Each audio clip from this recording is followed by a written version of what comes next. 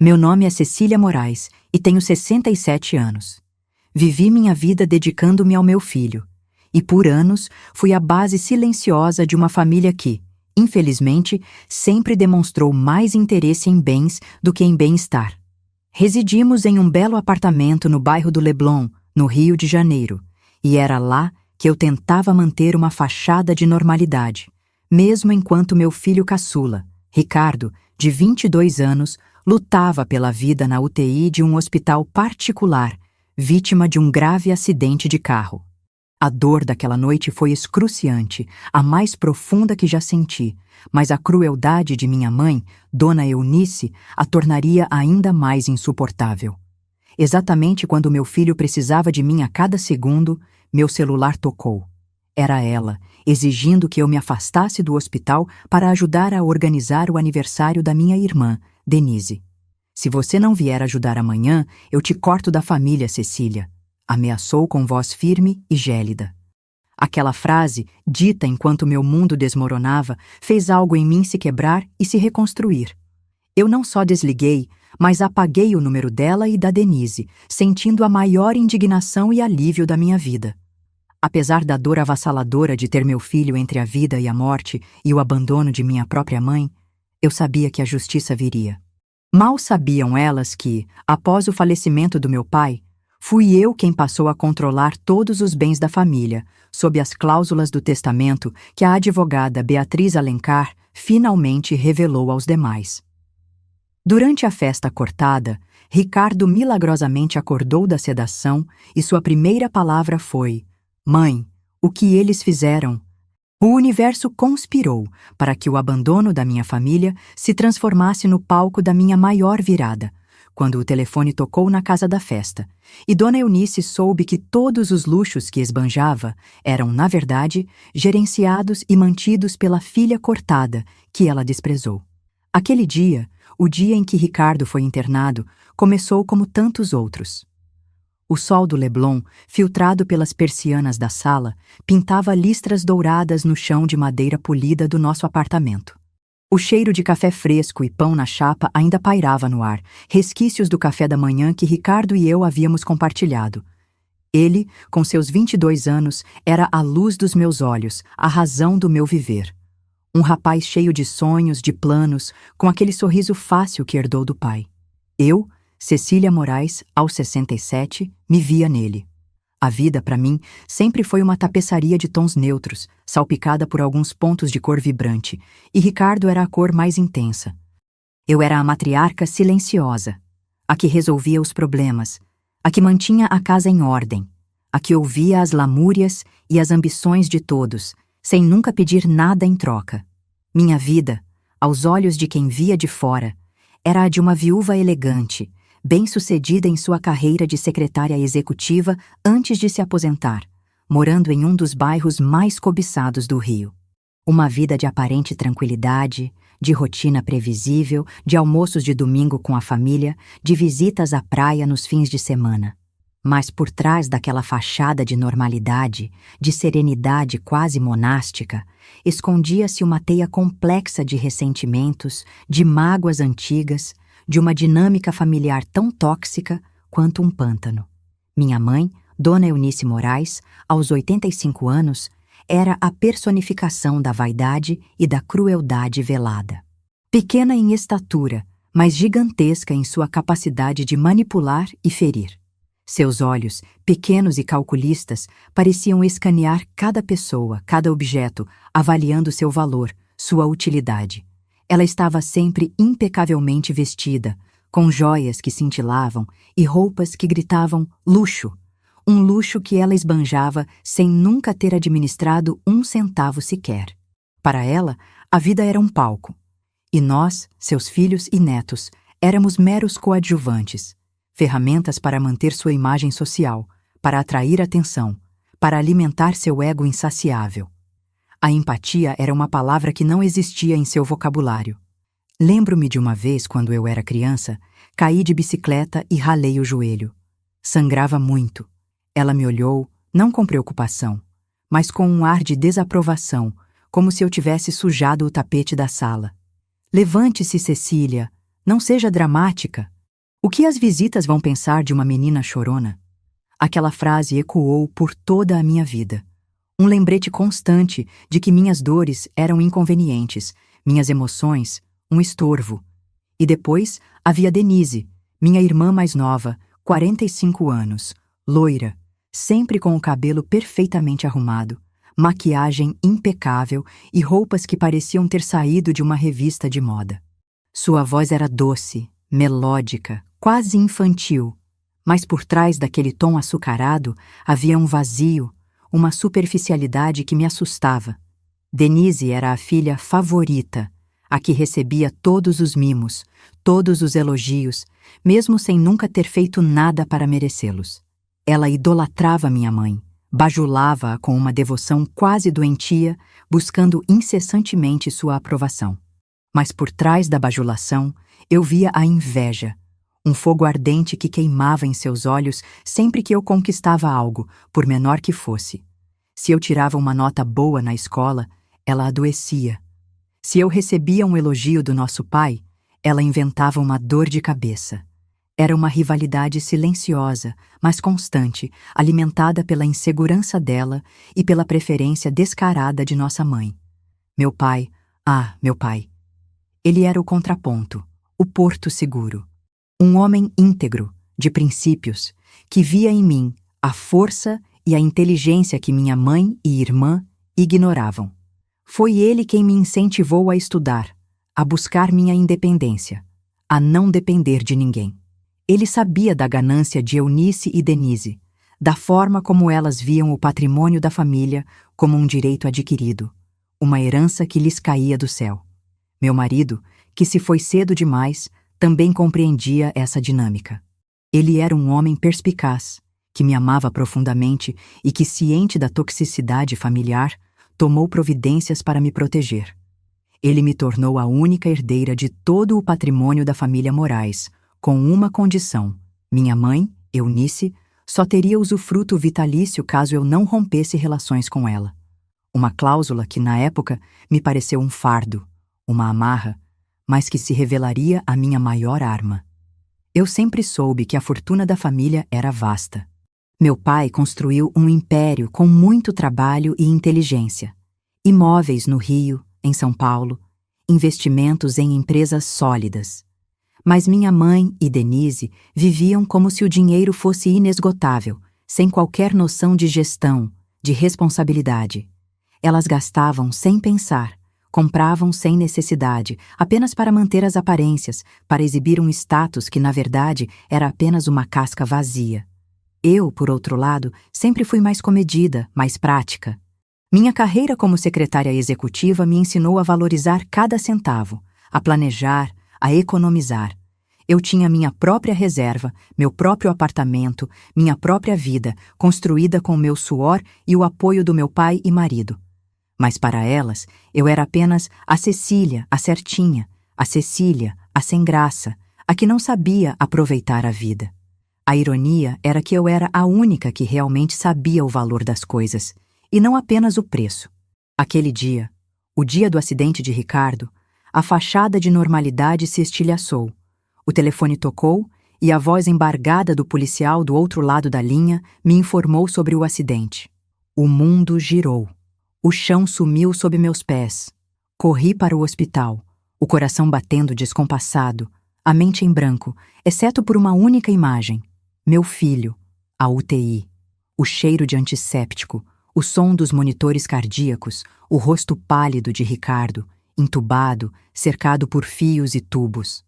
Aquele era o meu universo agora. Nada mais importava.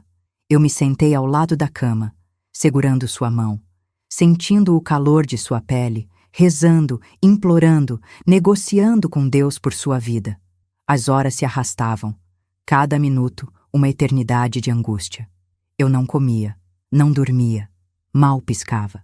Meus olhos estavam fixos nele, buscando qualquer sinal de melhora, qualquer movimento, qualquer esperança. Foi no meio daquela vigília, daquela dor lancinante que rasgava minha alma, que o celular tocou novamente.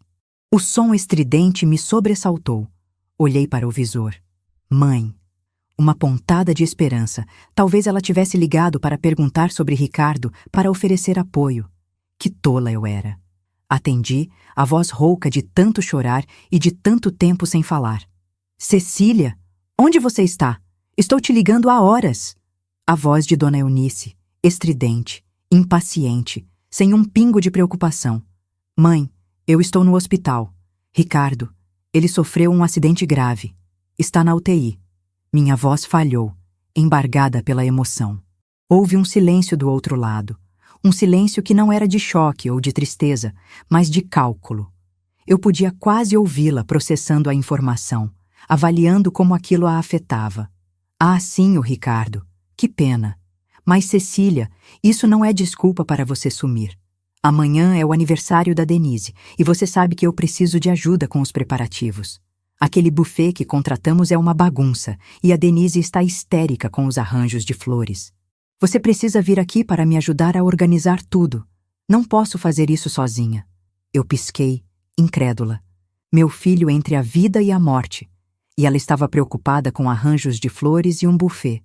A bile subiu pela minha garganta. Mãe, você não está entendendo. Ricardo está em estado grave. Eu não posso sair daqui. Ele precisa de mim. Precisa de você para quê, Cecília? Você não é médica. Ficar aí sentada não vai mudar nada. O que vai mudar é a festa da sua irmã, que vai ser um desastre se você não aparecer. E você sabe o quanto a Denise se importa com essas coisas. É o aniversário dela, Cecília. Você sempre foi tão egoísta, pensando só em você e nesse menino. A última frase me atingiu como um raio. Egoísta. Eu, que sempre me doei, que sempre fui o pilar invisível, a que sacrificava seus próprios desejos pelos outros. Eu, que estava ali, com o coração em pedaços, vendo meu filho lutar pela vida. Mãe, eu não acredito que você está me dizendo isso agora.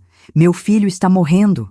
As palavras saíram como um grito abafado, uma súplica desesperada. Não seja dramática, Cecília. Ele não está morrendo, está na UTI, mas os médicos disseram que ele é jovem, que tem chances. Você precisa ser forte. E forte significa cumprir suas obrigações familiares. Se você não vier ajudar amanhã, eu te corto da família, Cecília. Você não terá mais um centavo, não terá mais nada. Pense bem no que você está fazendo. A ameaça. A velha ameaça. Cortar da família. Como se a família fosse um pedaço de tecido que ela pudesse tesourar à vontade. Como se o amor, o sangue, os laços pudessem ser desfeitos por um capricho, por uma birra. Mas desta vez, algo foi diferente. A dor por Ricardo era tão avassaladora que a ameaça dela, que antes me causava um frio na espinha, agora parecia vazia, patética. O que ela poderia me tirar que já não estivesse sendo tirado? Meu filho estava ali, entre a vida e a morte. O que mais eu tinha a perder? Meus dedos trêmulos deslizaram pelo celular. Eu não respondi. Não gritei. Não implorei. Apenas apertei o botão vermelho. Desliguei. O silêncio que se seguiu foi ensurdecedor, mas não era o silêncio da dor, era o silêncio da decisão. E então, com uma calma que me surpreendeu, meus dedos se moveram novamente. Abri a lista de contatos. Encontrei mãe. Apagar. Encontrei Denise. Apagar. O alívio que me invadiu foi tão intenso, tão puro, que me fez chorar. Não de tristeza, mas de uma libertação que eu não sabia que precisava. Eu estava livre. Livre da chantagem, da manipulação, da toxicidade. Livre para me dedicar inteiramente ao meu filho. Sem distrações, sem culpas, sem a sombra delas pairando sobre mim. Naquele momento, enquanto o monitor cardíaco de Ricardo apitava suavemente ao meu lado, uma semente foi plantada. Uma semente de algo frio, calculista, que eu nunca soube que existia dentro de mim. A dor do abandono, a crueldade da minha própria mãe, a indiferença de minha irmã, tudo isso se transformou em um combustível. Eu não sabia como, mas eu sabia que a justiça viria. Mal sabiam elas que, ao me cortarem, elas estavam, na verdade, cortando o próprio galho em que estavam sentadas. Os dias na UTI se arrastavam, cada um mais longo e angustiante que o anterior. O cheiro de álcool e desinfetante impregnava minhas roupas, meus cabelos, minha alma.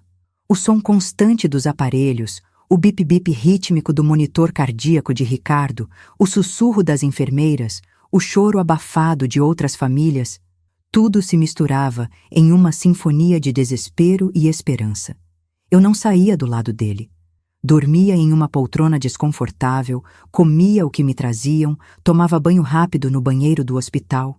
Minha vida se resumia a observar cada mínima alteração em seu rosto, em seus dedos, em sua respiração. Durante esses dias, a ausência de minha mãe e Denise era um buraco que, surpreendentemente, não doía mais. Era um vazio que eu preenchia com a presença de Ricardo, com a força que eu precisava ter por ele. Mas a semente plantada naquele dia, a semente da justiça, começou a germinar. Minha mente, antes nublada pela dor, começou a clarear, a funcionar de uma forma diferente. Eu comecei a pensar em tudo o que havia acontecido, em toda a minha vida. Lembrei-me de meu pai, de suas conversas comigo. Ele sempre foi um homem à frente de seu tempo, um visionário. Ele me ensinou sobre investimentos, sobre a importância de ter controle sobre o próprio destino. Cecília, minha filha, ele dizia com aquele olhar carinhoso que só ele tinha, o dinheiro é uma ferramenta. Pode construir ou destruir. E nas mãos erradas, pode ser uma arma perigosa. Ele sabia da superficialidade de Eunice, da ganância de Denise. Ele via como elas se comportavam, como se o mundo lhes devesse tudo. Eu preciso proteger o que construí, Cecília. Não só por mim, mas por você, por Ricardo, por aqueles que realmente importam. Ele me disse isso pouco antes de falecer, com um tom de urgência que me marcou. E foi então que ele me apresentou a doutora Beatriz Alencar. Beatriz. Uma mulher de 58 anos, com cabelos grisalhos curtos e óculos finos que realçavam seu olhar aguçado. Ela era a advogada da família há décadas, uma confidente de meu pai e depois de meu marido. Sempre discreta, profissional, com uma ética inabalável. Ela conhecia todos os segredos, todas as cláusulas, todos os pormenores dos testamentos. Eu me lembrei da conversa que tive com ela logo após o falecimento do meu pai. Eu estava em choque, perdida. Ela me chamou ao escritório dela, um lugar sóbrio, com estantes repletas de livros e um cheiro de papel antigo. Cecília, seu pai era um homem muito sábio e muito preocupado com o futuro de vocês. Ele me pediu para ser muito clara com você sobre o testamento dele. Ela me explicou que meu pai havia deixado a maior parte de sua fortuna para mim, com a condição de que eu gerenciasse tudo. Mas havia uma cláusula específica sobre Dona Eunice. Ela teria o usufruto vitalício de uma parte significativa dos bens, o que lhe permitiria manter seu padrão de vida luxuoso, desde que ela mantivesse relações familiares cordiais e respeitosas com a filha Cecília. Se houvesse um rompimento, se ela me cortasse de alguma forma, o usufruto seria revogado, e a totalidade dos bens passaria para a minha gestão plena, sem qualquer obrigação de sustentar o estilo de vida dela. Na época, eu achei a cláusula estranha, quase cruel. Mas por que isso, Beatriz? Minha mãe é minha mãe. Beatriz me olhou com uma expressão de pena. Seu pai conhecia sua mãe, Cecília. Ele sabia da natureza dela, da forma como ela usava o dinheiro e o status para manipular. Ele queria garantir que você não fosse refém dela, que você tivesse o poder de se proteger.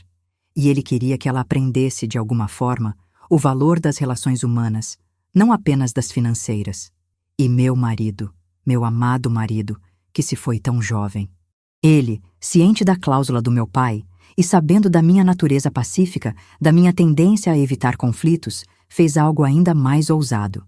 Ele me deixou todo o patrimônio dele, que não era pequeno, e adicionou uma cláusula ao testamento dele que reforçava a do meu pai. Em caso de qualquer disputa familiar que resultasse em meu isolamento ou em tentativas de me deserdar, a totalidade dos bens da família Moraes, incluindo os que estavam sob usufruto de Eunice, passaria para a minha gestão plena e irrestrita, com a advogada Beatriz Alencar como executora testamentária e minha conselheira legal. Ele queria ter certeza de que eu teria todas as ferramentas para me defender, para proteger Ricardo, para não ser esmagada pela ganância delas. Eu guardei esse segredo por anos. Era um peso, mas também uma proteção. Eu nunca quis usá-lo. Eu sempre esperei que, de alguma forma, minha mãe e minha irmã mudassem, que a família se unisse. Que tolice a minha! Aquele telefonema, a ameaça de me cortar enquanto meu filho lutava pela vida, foi a prova final de que elas nunca mudariam. E foi a prova de que eu precisava usar a arma que me foi dada. A transformação psicológica começou ali, na UTI, ao lado de Ricardo. A dor me endureceu, mas também me deu clareza. Eu não era mais a Cecília ingênua, a que esperava o melhor das pessoas. Eu era a Cecília que havia sido ferida, abandonada, e que agora via o mundo com olhos frios e calculistas. A raiva, a mágoa, a indignação, tudo isso se transformou em uma determinação gélida. Eu não queria vingança no sentido de causar dor física. Eu queria justiça, uma justiça que fosse simbólica, que atingisse onde mais doía nelas. O status, o dinheiro, a imagem. Eu comecei a planejar. Não com raiva, mas com a precisão de uma cirurgiã. Cada detalhe, cada passo. Eu tinha tempo. Ricardo estava estável, mas ainda em coma induzido. Eu tinha que estar ali por ele, mas minha mente podia trabalhar. O primeiro passo seria contatar Beatriz. Ela era a chave. Eu precisava que ela confirmasse a validade das cláusulas, que me orientasse sobre os procedimentos legais. Eu sabia que ela era discreta, que não falaria nada antes da hora certa. O segundo passo seria entender a extensão da dependência financeira de Eunice e Denise. Eu sabia que elas gastavam muito, mas eu precisava de números, de provas. Eu tinha acesso aos extratos bancários da família, aos investimentos. Meu pai sempre me ensinou a ser organizada, a guardar documentos. Eu tinha pastas e mais pastas de registros financeiros. Eu comecei a revisar tudo, ali mesmo, no hospital, nos poucos momentos em que Ricardo estava sendo examinado ou quando eu precisava me afastar um pouco para respirar. Eu tinha um tablet e um celular. Comecei a acessar os portais dos bancos, os relatórios de investimento. O que eu descobri me chocou, mas não me surpreendeu. Dona Eunice estava gastando de forma desenfreada. Viagens de luxo, joias caríssimas, reformas desnecessárias no apartamento dela, que era um dos imóveis da família. Ela tinha uma equipe de funcionários que incluía motorista particular, cozinheira, arrumadeira, jardineiro, todos pagos com o dinheiro da herança. E Denise? Denise era um poço sem fundo. Ela vivia de mesada da mãe, mas também pedia empréstimos constantes que nunca eram pagos.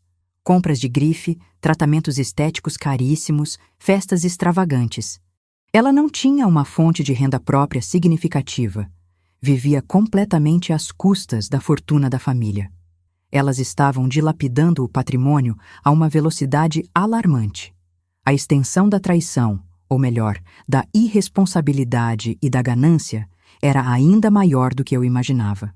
Elas não só me abandonaram no momento mais difícil da minha vida, como estavam destruindo o legado que meu pai e meu marido haviam construído. A raiva se solidificou em uma frieza cortante.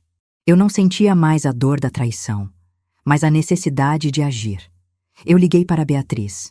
Ela atendeu no segundo toque, sua voz calma e profissional. Cecília, que surpresa! Como está o Ricardo? Ele está estável, Beatriz. Ainda em coma, mas os médicos estão otimistas. Obrigada por perguntar. Eu fiz uma pausa, respirando fundo. Beatriz, eu preciso falar com você sobre o testamento do meu pai e do meu marido. Sobre as cláusulas. Houve um breve silêncio do outro lado. Ah, sim. Eu imaginei que esse dia chegaria. Você está pronta para isso, Cecília? Eu estou mais do que pronta, Beatriz. Eu estou determinada. Minha mãe me ligou. Ela me cortou da família porque eu não fui ajudar a Denise com a festa de aniversário dela, enquanto meu filho estava entre a vida e a morte. A voz de Beatriz ficou mais grave. Eu sinto muito, Cecília. Eu sempre soube que elas eram capazes de coisas assim. Seu pai e seu marido também sabiam. É por isso que eles foram tão específicos nos testamentos. Eu preciso que você me explique tudo de novo, Beatriz. Cada detalhe. e preciso saber como podemos proceder para ativar as cláusulas. Eu quero que elas sintam o peso das escolhas delas. Claro, Cecília. Podemos nos encontrar? Ou você prefere que eu vá até o hospital? Não, não. Eu não quero que elas saibam que estou me movimentando. Eu vou até o seu escritório. Quando você pode me receber? Amanhã de manhã, Cecília. Às 9. Estarei esperando. Na manhã seguinte, deixei Ricardo sob os cuidados da enfermeira-chefe, uma mulher gentil e compreensiva que já havia se afeiçoado a ele. Eu me arrumei com as poucas roupas que tinha no hospital, tentando parecer o mais normal possível. Peguei um táxi e fui para o escritório de Beatriz, no centro da cidade. O trânsito do rio, o calor úmido, o burburinho das ruas, tudo parecia distante e real. Minha mente estava focada no que viria. O escritório de Beatriz era um refúgio de calma. Ela me recebeu com um abraço caloroso, algo raro para uma advogada tão formal. Sentei-me na cadeira em frente à sua mesa e ela abriu uma pasta grossa, cheia de documentos. Cecília, vamos revisar tudo. O testamento de seu pai, Dr. Álvaro Moraes, estabelece que a maior parte de seu patrimônio, incluindo os imóveis e investimentos, seria administrada por você. Sua mãe, Dona Eunice, teria o usufruto vitalício de uma parte específica dos rendimentos, o suficiente para manter o padrão de vida ao qual ela está acostumada. No entanto, a cláusula 7.3 é clara. Em caso de comprovado rompimento de laços familiares por iniciativa da beneficiária Eunice Moraes em relação à sua filha Cecília Moraes, ou de qualquer ato que configure abandono ou desamparo moral e material, o usufruto será imediatamente revogado, e a totalidade dos bens passará para a gestão plena e irrestrita de Cecília Moraes, sem qualquer obrigação de manutenção do padrão de vida da usufrutuária. Ela fez uma pausa, me olhando nos olhos. Seu pai foi muito específico. Ele previu que sua mãe poderia usar a ameaça de cortar você como forma de manipulação. Ele queria que você tivesse a liberdade de se afastar sem perder o que era seu por direito. E o testamento do meu marido, o Ricardo? Ah, o Dr. Ricardo. Ele foi ainda mais longe. Ele, ciente da cláusula de seu pai e da sua natureza, Cecília, que sempre evitou confrontos, quis garantir que você tivesse todas as ferramentas. O testamento dele, que você assinou como única herdeira, estabelece que, em caso de qualquer disputa familiar que resultasse em seu isolamento, desamparo ou em tentativas de deserdá-la, a totalidade dos bens da família Moraes, incluindo os que estavam sob usufruto de Dona Eunice, passaria para Bior a sua gestão plena e irrestrita. E eu, Beatriz Alencar, fui nomeada executora testamentária e sua conselheira legal para garantir que isso fosse cumprido. Eu senti um arrepio. Meu pai e meu marido. Eles me protegeram, mesmo depois de suas mortes. Eles viram o que eu não queria ver, ou o que eu me recusava a aceitar. Então, o que precisamos fazer, Beatriz? Como provamos o rompimento? O telefonema, Cecília. A ameaça de cortar você, dita no momento em que seu filho estava na UTI. Isso é uma prova irrefutável de abandono e desamparo moral. Podemos usar os registros telefônicos, se necessário. Mas a própria Dona Eunice, com sua vaidade, provavelmente já espalhou para todos que cortou você. Ela vai se incriminar sozinha. E o que acontece depois que a cláusula é ativada? Uma vez ativada, Cecília, você assume o controle total. Dona Eunice perde o usufruto. Ela não terá mais acesso aos rendimentos da fortuna. Ela terá que se sustentar com o que ela tem em nome dela, que, pelo que sei, é muito pouco. E Denise não tem nada em nome dela. Ela vive da mesada da mãe. Ambas ficarão sem o fluxo de dinheiro que as sustenta. A frieza em mim se aprofundou. Não era mais raiva, era uma satisfação sombria. Elas seriam atingidas onde mais doía. E como fazemos isso, Beatriz? Eu não quero um confronto direto ainda. Eu quero que elas sintam o chão sumir sob os pés, aos poucos. Beatriz sorriu, um sorriso pequeno e cúmplice. Ah, Cecília, você aprendeu rápido. O plano precisa ser estratégico. Primeiro, vamos formalizar a ativação da cláusula. Eu vou preparar a documentação legal. Não vamos notificá-las imediatamente. Vamos esperar o momento certo. Enquanto isso, você pode começar a fazer alguns movimentos, pequenos, sutis, que as façam sentir que algo está errado, mas sem que elas saibam o quê. Que tipo de movimentos? Por exemplo, você pode começar a revisar os contratos dos funcionários da casa de sua mãe, ou os contratos dos fornecedores do apartamento dela. Você tem acesso a isso, certo? Sim, meu pai sempre me manteve a par de tudo. Eu tenho cópias de todos os contratos. Perfeito. Comece a questionar os valores, a pedir orçamentos alternativos. Diga que está apenas organizando as finanças da família para o futuro de Ricardo. Elas não vão desconfiar. Vão achar que você está sendo a certinha de sempre. Mas isso vai começar a apertar o cerco. Elas vão sentir a falta de dinheiro, mas não vão saber de onde vem. O plano começou a se desenhar em minha mente. Eu não seria a vítima. Eu seria a predadora. E elas, com sua arrogância e sua ganância, seriam as presas perfeitas. Os dias seguintes foram uma mistura de angústia e planejamento meticuloso. Na UTI, Ricardo continuava sua luta silenciosa. Eu passava horas ao seu lado, lendo para ele, conversando, contando histórias, na esperança de que minha voz o alcançasse. Mas nos momentos em que ele estava sendo cuidado pelos médicos, ou quando eu precisava de uma pausa, minha mente se voltava para o plano. Beatriz preparou toda a documentação legal para ativar a cláusula do testamento. Era um calhamaço de papéis, termos jurídicos complexos, mas o cerne era simples. Dona Eunice havia quebrado o acordo e agora eu tinha o controle total. A advogada me explicou que uma vez que a cláusula fosse ativada, eu teria o poder de gerenciar todos os bens, incluindo os que antes estavam sob usufruto dela.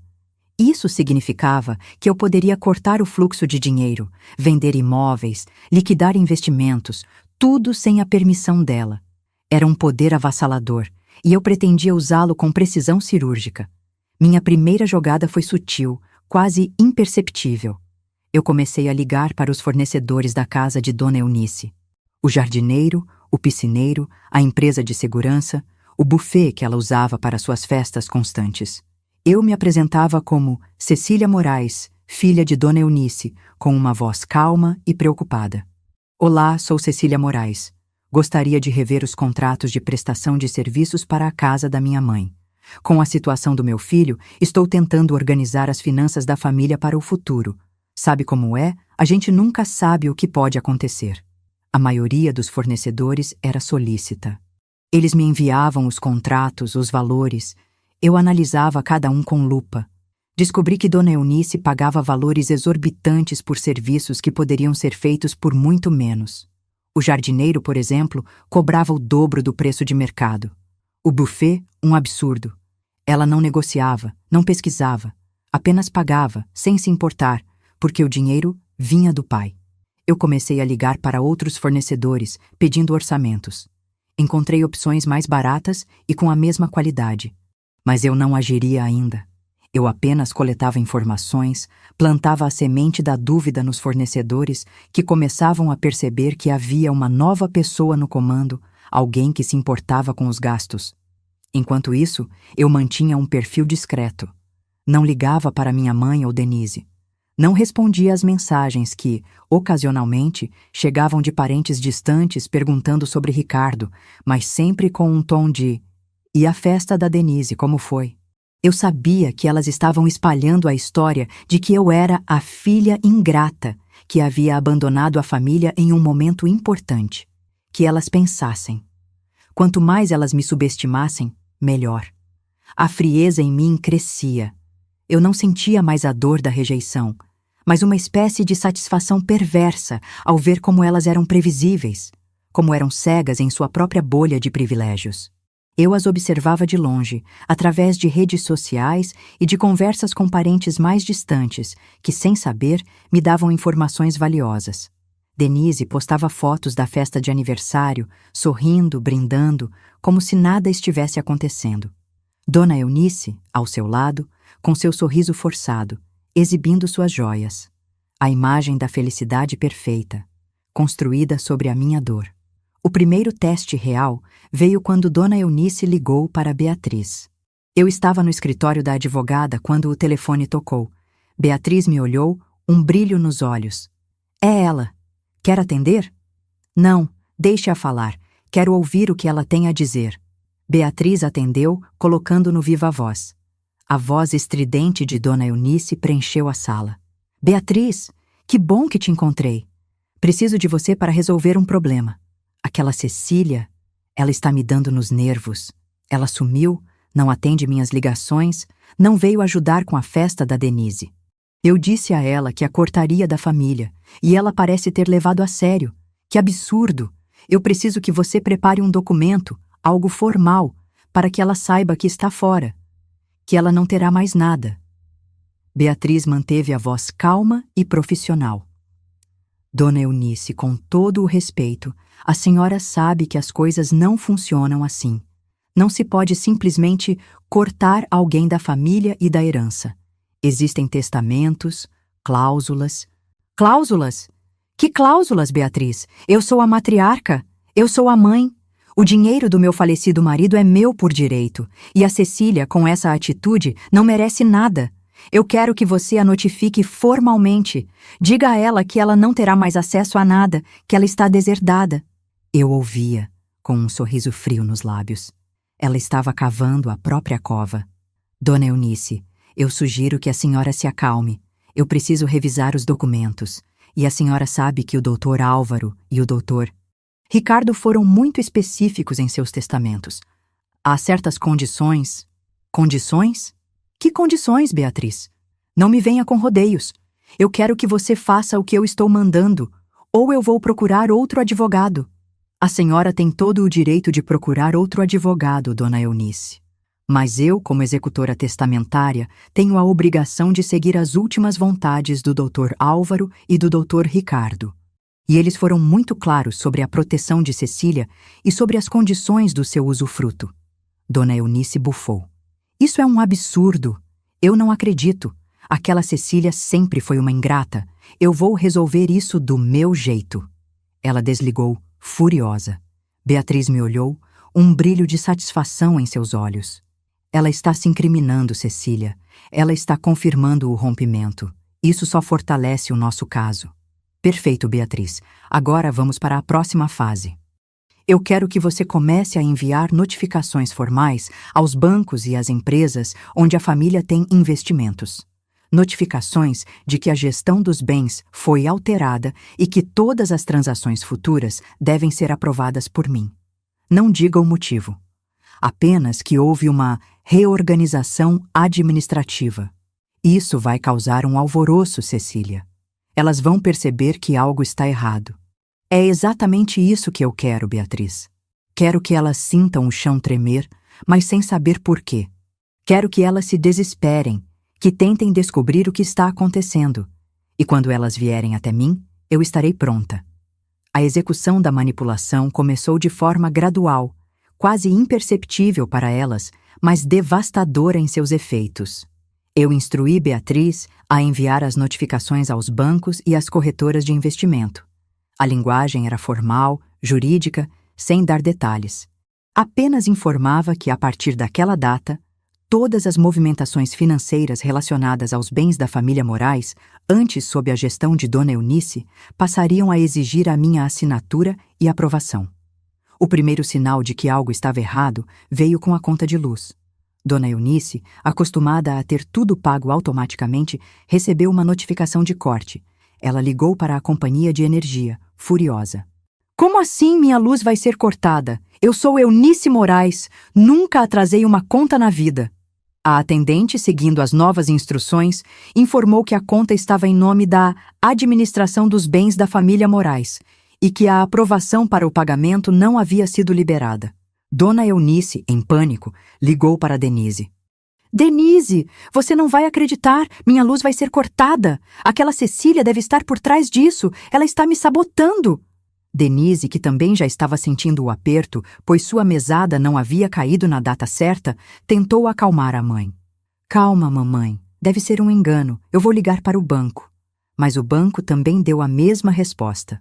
Senhora Denise, As movimentações da conta da família Moraes agora exigem a aprovação da senhora Cecília Moraes. Não podemos liberar o pagamento da mesada sem a assinatura dela. O desespero começou a se instalar. Dona Eunice e Denise, acostumadas a uma vida de luxo e sem preocupações financeiras, viram-se de repente sem acesso ao dinheiro. Elas tentaram sacar dinheiro, fazer transferências, pagar contas. Tudo bloqueado. Elas ligaram para Beatriz, furiosas. Beatriz? O que está acontecendo? O banco não libera meu dinheiro. A Cecília está por trás disso, não está? Ela está me roubando. Dona Eunice gritava ao telefone. Beatriz, seguindo minhas instruções, manteve a calma. Dona Eunice, como eu já havia explicado, houve uma reorganização administrativa dos bens da família. A senhora Cecília Moraes é a nova gestora. Todas as movimentações precisam da aprovação dela. Mas por quê? Eu sou a usufrutuária. Eu tenho direito a esse dinheiro. A senhora tinha o usufruto, Dona Eunice. Mas, de acordo com as cláusulas do testamento do Dr. Álvaro e do Dr. Ricardo, o usufruto foi revogado devido ao rompimento dos laços familiares e ao abandono moral da senhora Cecília. Houve um silêncio do outro lado. Um silêncio de choque, de incredulidade. Rompimento? Abandono? Do que você está falando, Beatriz? Eu não abandonei ninguém. Eu sou a mãe dela. A senhora ameaçou cortar a senhora Cecília da família, Dona Eunice, no momento em que o filho dela estava entre a vida e a morte na UTI. Isso, de acordo com os testamentos, configura o rompimento e o abandono. A senhora Cecília tem todas as provas. O telefone foi desligado abruptamente. Eu podia imaginar a cena. Dona Eunice, pálida, com o telefone na mão, o mundo desabando ao seu redor. Denise, por sua vez, estava em pânico. Ela ligou para mim. Eu não atendi. Ela mandou mensagens, implorando, ameaçando, alternando entre a doçura e a fúria. Cecília, por favor, me atenda. O que está acontecendo? Mamãe está desesperada. Você não pode fazer isso com a gente. Somos sua família. Cecília, se você não liberar o dinheiro, eu vou te processar. Eu vou te denunciar. Você não sabe com quem está se metendo. Eu li as mensagens com um sorriso frio. A ironia era deliciosa. Elas, que me cortaram, agora imploravam por dinheiro. Elas que me abandonaram, agora se diziam família. Eu continuei a fingir fragilidade, a me manter reclusa no hospital, focada em Ricardo. Deixei que o desespero delas crescesse. Deixei que elas se afogassem em sua própria ganância. Enquanto isso, eu comecei a tomar outras medidas. Eu cancelei os contratos mais caros dos funcionários da casa de Dona Eunice. O motorista, a cozinheira, a arrumadeira. Eles foram notificados de que seus serviços não seriam mais necessários. Dona Eunice, que nunca havia cozinhado um ovo na vida, de repente se viu sem cozinheira. Ela, que nunca havia dirigido, sem motorista. Cecília, você está louca? Como eu vou viver sem meus funcionários? Eu preciso deles. Eu sou uma senhora de idade. Ela ligou para mim, a voz embargada de raiva e desespero. Eu finalmente atendi. Minha voz era calma, quase monótona. Mãe, eu sinto muito. Mas com a reorganização das finanças da família, não podemos mais arcar com esses custos. A senhora terá que se adaptar. Adaptar? Adaptar ao quê, Cecília? À miséria? Você está me jogando na rua. Você está me matando. Não, mãe. A senhora tem seu apartamento, que é da família. A senhora tem suas joias, suas roupas de grife. A senhora tem o suficiente para viver. Apenas não terá mais o luxo que a senhora estava acostumada, pago com o dinheiro que não era seu. O dinheiro é meu. É do meu marido. É meu por direito. Não, mãe. O dinheiro era do meu pai e do meu marido, e eles deixaram claro em seus testamentos que, em caso de rompimento, a gestão passaria para mim. A senhora fez a sua escolha. Eu desliguei. A satisfação que senti foi profunda, mas não era uma satisfação barulhenta. Era uma satisfação silenciosa, fria, quase melancólica. Eu não estava feliz em vê-la sofrer, mas estava satisfeita em ver a justiça sendo feita. Denise, por sua vez, estava em uma situação ainda pior. Sem a mesada da mãe, Ela começou a ter problemas para pagar suas contas. O aluguel do apartamento dela, as parcelas do carro de luxo, as contas dos cartões de crédito. Ela me ligou, chorando, implorando. Cecília, por favor, eu estou sem dinheiro, não tenho como pagar minhas contas, vão cortar minha luz, minha água, eu vou ser despejada. Denise, eu sinto muito, mas eu não tenho obrigação de sustentar você. Você é uma mulher adulta, precisa trabalhar, precisa se sustentar. Mas eu nunca trabalhei. Mamãe sempre me deu tudo. Eu não sei fazer nada. Então é hora de aprender, Denise. A vida é assim. Nem sempre temos tudo de mão beijada. Você está fazendo isso de propósito, não está? Você está se vingando. Você é uma bruxa, uma víbora. Eu estou apenas seguindo as últimas vontades do meu pai e do meu marido, Denise. E estou protegendo o futuro do meu filho. Se você se sente prejudicada, é porque suas escolhas e as escolhas da nossa mãe levaram a isso. Eu desliguei. A tensão era palpável, mesmo à distância. Eu sabia que elas estavam se afogando e eu estava ali, observando, sem mover um dedo para salvá-las. A escalada das manipulações continuou. Eu comecei a vender alguns dos imóveis menos rentáveis da família, aqueles que geravam mais despesas do que lucros. As notícias se espalhavam rapidamente no círculo social delas. Dona Eunice está vendendo os imóveis da família. Ela deve estar falida. Os burburinhos, os olhares de pena, os sussurros. A imagem de riqueza e poder que Dona Eunice e Denise tanto prezavam estava se desfazendo em pó. Elas tentaram me confrontar pessoalmente. Vieram ao hospital, mas eu as impedi de entrar na UTI. Não quero que vocês perturbem meu filho. Ele precisa de paz. Cecília, precisamos conversar. Você está destruindo a nossa vida. Você está nos arruinando. Dona Eunice gritava no corredor, atraindo a atenção de outros pacientes e funcionários. Minha vida foi destruída quando meu filho foi parar aqui, mãe. E a senhora e Denise não se importaram. Agora, eu estou apenas colhendo o que vocês plantaram. A segurança do hospital as retirou. Eu voltei para o lado de Ricardo, sentindo um misto de exaustão e uma estranha sensação de poder. Eu estava no controle. E elas, que sempre controlaram tudo, estavam perdidas. A tensão crescia a cada dia. Elas tentaram de tudo. Ligaram para outros advogados, tentaram me processar, espalharam mentiras sobre mim.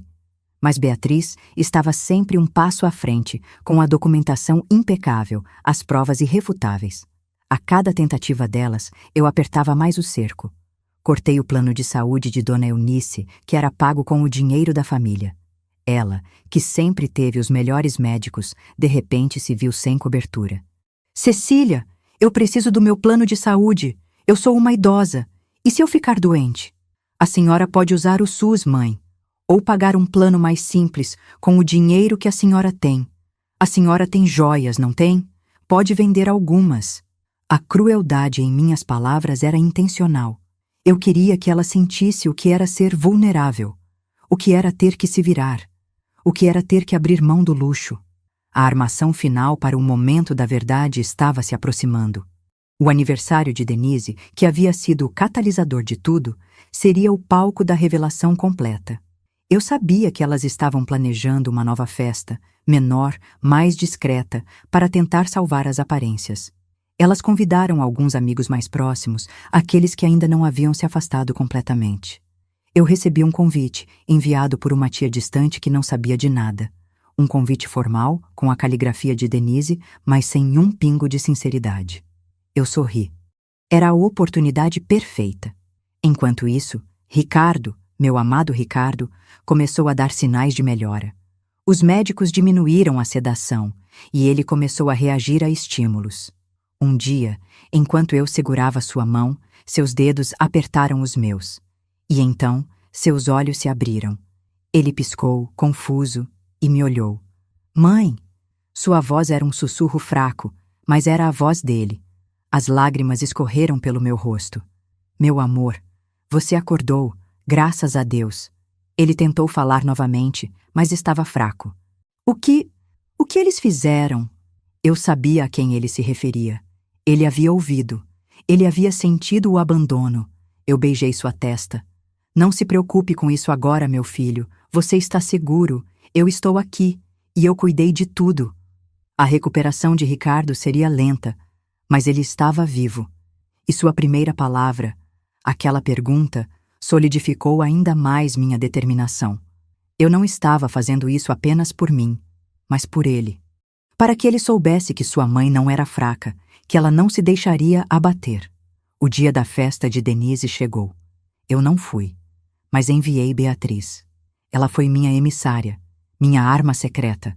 Eu a instruí a ir à festa, a se misturar, a observar e a esperar o meu sinal. Eu estava no hospital, ao lado de Ricardo, que já estava mais consciente, embora ainda fraco. Ele dormia. Eu estava calma, com uma sensação de antecipação. O telefone tocou. Era Beatriz. Cecília, estou na festa. Dona Eunice e Denise estão aqui, tentando manter as aparências. Elas estão falando mal de você, dizendo que você é uma ingrata, que está tentando roubar o dinheiro delas. Perfeito, Beatriz. Agora é a hora. Ligue para Dona Eunice, coloque no viva voz e diga a ela que o banco acabou de me notificar que a casa dela, o apartamento do Leblon, foi colocada à venda e que o dinheiro da venda será usado para cobrir as dívidas que ela acumulou. Houve um breve silêncio do outro lado. Eu podia imaginar a cena. Cecília, você tem certeza? Beatriz perguntou, sua voz um pouco tensa. Absoluta, Beatriz. Faça isso agora. Beatriz desligou e, alguns segundos depois, ligou para Dona Eunice. Eu podia ouvir o som abafado da música e das vozes ao fundo. Dona Eunice? Sou eu, Beatriz Alencar. Preciso falar com a senhora. Beatriz? O que você quer agora? Não me venha com mais notícias ruins. A voz de Dona Eunice estava irritada, mas havia um tom de medo. Dona Eunice, acabei de receber uma notificação do banco. O apartamento do Leblon, onde a senhora reside, foi colocado à venda.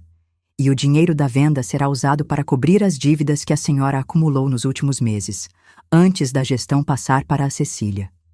Houve um silêncio ensurdecedor. A música parou. As vozes se calaram. Eu podia imaginar os olhos de todos na festa se voltando para Dona Eunice. O quê? Venda? Que venda? Você está louca, Beatriz? Aquele apartamento é meu, é da família. Eu não autorizei nada. O grito de Dona Eunice ecoou pela linha. Dona Eunice, como eu já expliquei, a senhora Cecília Moraes é a única gestora dos bens da família. Ela tem o poder de vender os imóveis para cobrir as dívidas e proteger o patrimônio. A senhora não tem mais o usufruto. A senhora não tem mais poder sobre esses bens.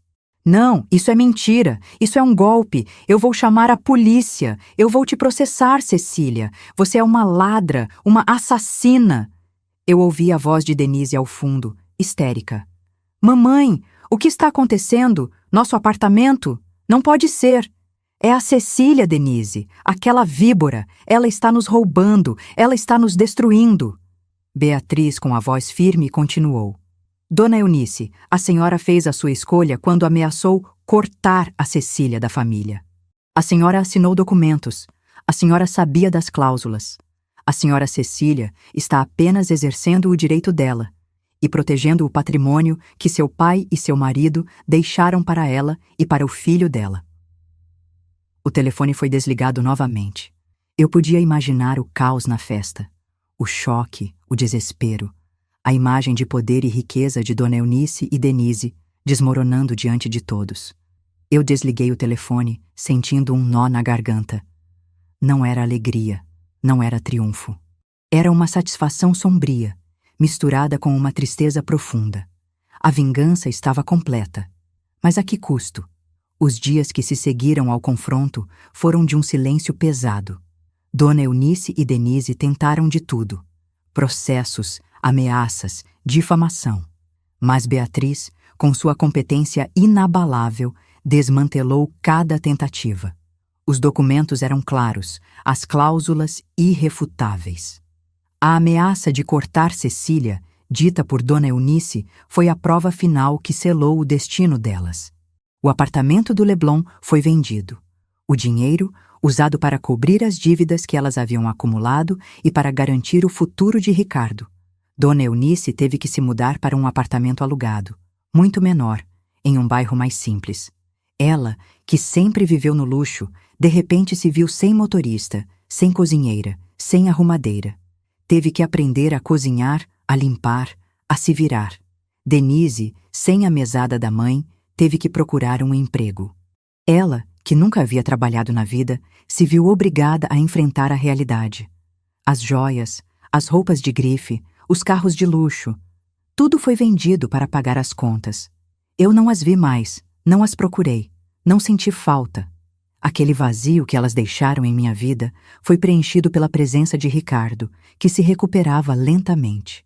Ele ainda estava fraco, mas a cada dia ganhava mais força. Ele me olhava com um carinho e uma admiração que valiam mais do que todas as fortunas do mundo. A vingança foi completa. Elas perderam tudo o que valorizavam: o dinheiro, o status, a imagem. Foram expostas, humilhadas, obrigadas a enfrentar a realidade que sempre ignoraram. A ironia poética era que a própria ameaça de cortar foi o que as cortou de tudo. Mas a que custo? Eu me pergunto isso todos os dias. A Cecília de antes, a que evitava conflitos, a que esperava o melhor das pessoas, ela se foi. Em seu lugar, surgiu uma mulher mais forte, mais fria, mais calculista. Eu não me arrependo do que fiz. Eu protegi meu filho, protegi o legado do meu pai e do meu marido. Eu fiz justiça. Mas a satisfação que sinto é sombria, quase perturbadora. Não há alegria, não há leveza.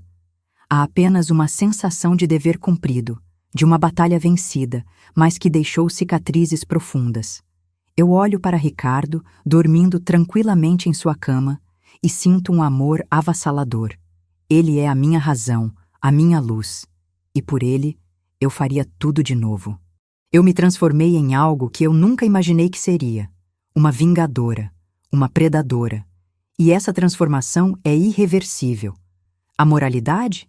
A moralidade é uma linha tênue, não é?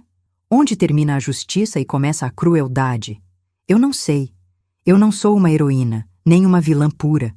Eu sou apenas uma mãe que foi ferida, que foi abandonada e que decidiu lutar. E nessa luta eu me tornei algo diferente. Algo que talvez assuste algumas pessoas, mas que me permitiu sobreviver. E proteger o que mais importa.